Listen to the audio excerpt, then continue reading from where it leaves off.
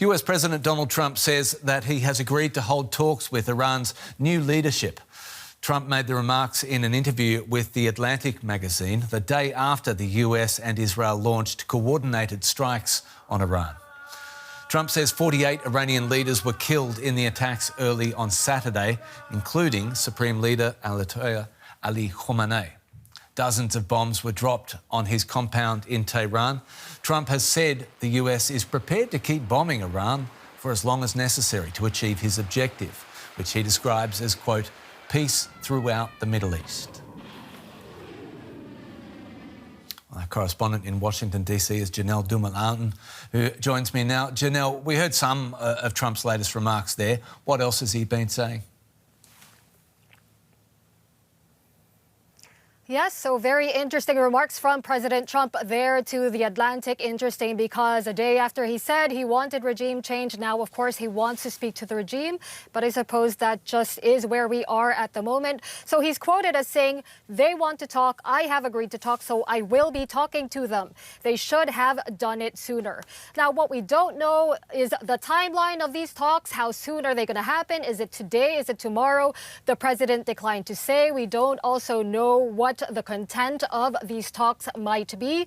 And there is also the additional problem of it is unclear to whom the president would then be speaking to. He made the point himself in that same interview that some of those involved in the negotiations on the Iranian side, of course, are no longer there because they have been killed in the strikes. Now, it's hard to say how much more detail is going to emerge in terms of what to expect from these supposed talks that are going to happen, but we are continuing to hear from the president in terms of how he feels this operation is going. Via Truth Social posts like these, he said, I've just been informed that we have destroyed and sunk 9 Iranian naval ships, some of them relatively large and important. We're going after the rest. They'll soon be floating at the bottom of the sea. Also, in a different attack, we largely destroyed their naval headquarters. Other than that, their navy is doing very well. President Donald J. Trump.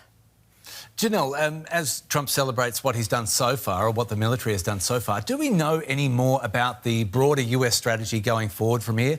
How Trump wants to achieve his objective of peace in the Middle East? You know, we are in day 2 of these strikes, and I think it is very fair to say that there are more questions than answers at this point. I know that I've said that we have been hearing from the president, but in terms of his wider aims, in terms of his strategy towards achieving that objective that you mentioned, indeed how victory will look like, we have not in fact heard very much, apart from that initial address when the strikes first started, where he talked about regime change, talked about destroying Iran's nuclear capabilities, its missile capabilities. There are still very many questions. What, in fact, is his game plan? Who, in fact, does he want to see in power in Iran after regime change? What is he going to do if regime change does not happen quickly? We know that, of course, the length of time is of political relevance here to Donald Trump as well. Now, again, he's not said much in terms of how he expects to get out. He has also not given any sort of press conference that would allow journalists to pose these questions to him. Maybe that is still coming and we can achieve more clarity then. How does the US public view these developments, Janelle, given that Trump came to power vowing to keep the US out of forever wars? There's actually this particularly well-timed survey from Reuters and Ipsos that has just come out today. And in that survey, it says that only 1 in 4 Americans support the strikes on Iran. And another interesting statistic, 56% of Americans surveyed feel that Donald Trump is too willing to use a military force to advance U.S. interests. So remember that this is also coming after strikes on Iran last year. This is also coming after Venezuela. And This particular survey is also coming on the same day that U.S. Central Command announced the first fatalities in these strikes. So we've learned that 3 U.S. troops have died, 5 are severely wounded, and many more are injured due to shrapnel or concussions.